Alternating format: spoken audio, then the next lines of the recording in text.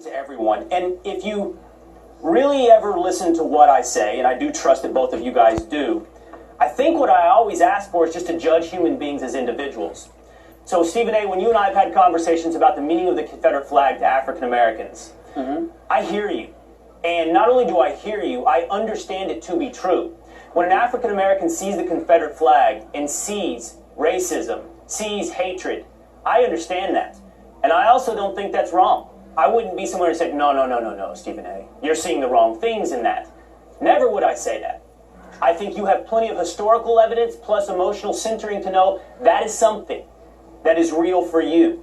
I also know that some horrendous human beings in this world co-opt that flag and use it and threaten, in my mind, to completely and utterly define the meaning of it. As we saw in Charlottesville, what is it now, 2 weeks ago, the Confederate flag standing right next to the swastika flag is essentially beginning to define it. Those horrendous human beings drowned out any other potential meaning someone can assign for it. But when you hear the people at a NASCAR infield say a certain thing, all I'm here to tell you is this.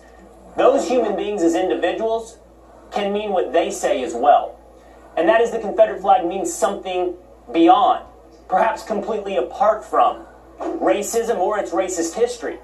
It can mean something as broad and simple, but as profound as the concept of home. Home is a concept that any poet, any philosopher knows is deep at the core of pretty much all of us, all human beings. And that symbol, that flag, has come to mean that for many, and they assign things to it often very benign. And all I say to you is this, hear that, because it's not shorthand for the scarlet letter R. It's not shorthand for somebody in the NASCAR infield who is a racist. It can be. I'm not saying it's not. I'm just saying it's not always. And to treat these people as individuals. And finally, I'll just leave you with this. When it comes to me as an individual, and I've said this to you both before in the past, I wouldn't do it. I wouldn't wear it. I wouldn't fly it. And the reason why, despite the brand I'm probably building for myself on this program, is I do have some empathy. I do have some ability to hear what you say, Stephen A., and know that that is, whatever I may think of that flag, that is the perception that many others see and feel. And not only do I want to honor that feeling for you, I mean, again, despite how many of our debates come off, I don't want that perception of myself. I don't want someone thinking that, even mistakenly about me, because that's not who I am.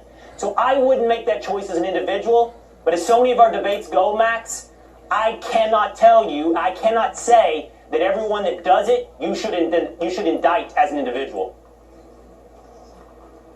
What you're doing is making an equivalency about human life, that all human life is equally valuable, and then people have their own opinions, and about that we agree. But that does not mean that where there's a logical fallacy here is that people are entitled to their own set of facts.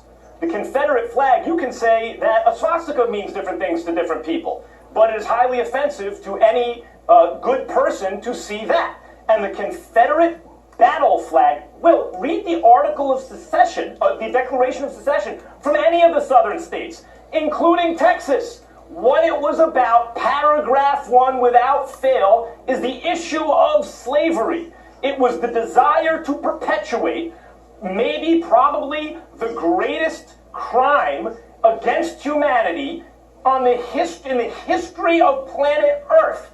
That's what the flag meant. That's what the Declaration of Secession was about. That's what, when the guy says, my great-grandfather died for that flag, I want to honor it, that's what his great-grandfather died for.